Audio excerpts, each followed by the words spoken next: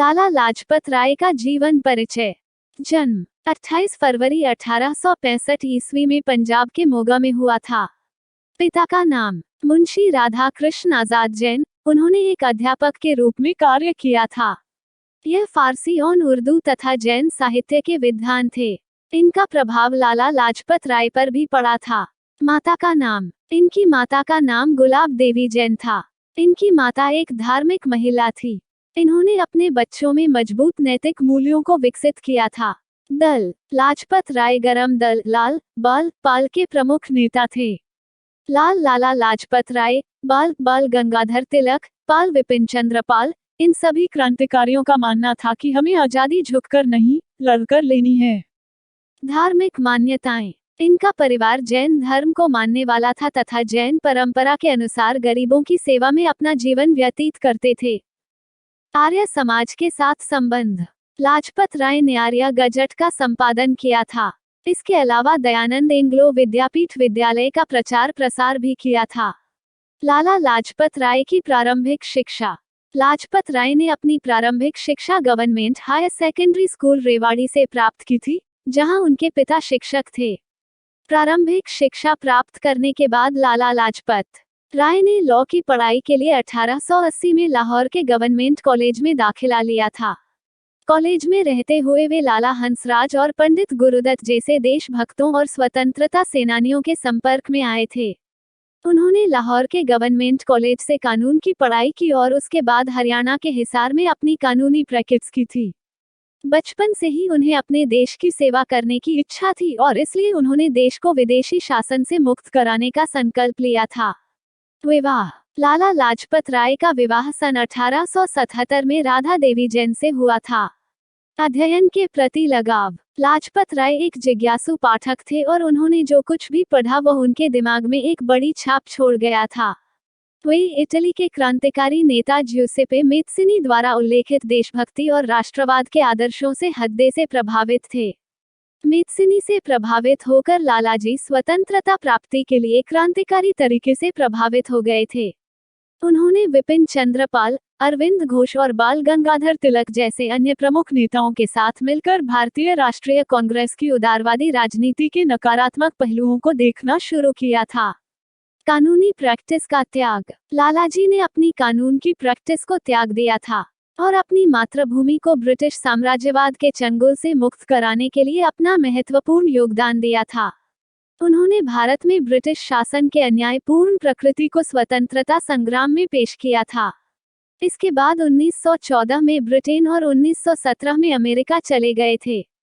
अक्टूबर 1917 में उन्होंने न्यूयॉर्क में Indian home rule league of America की स्थापना की थी।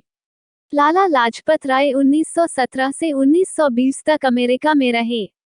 1920 में अमेरिका से लौटने के बाद लाला लाजपत राय को कोलकाता में कांग्रेस के विशेष सत्र की अध्यक्षता करने के लिए आमंत्रित किया गया था।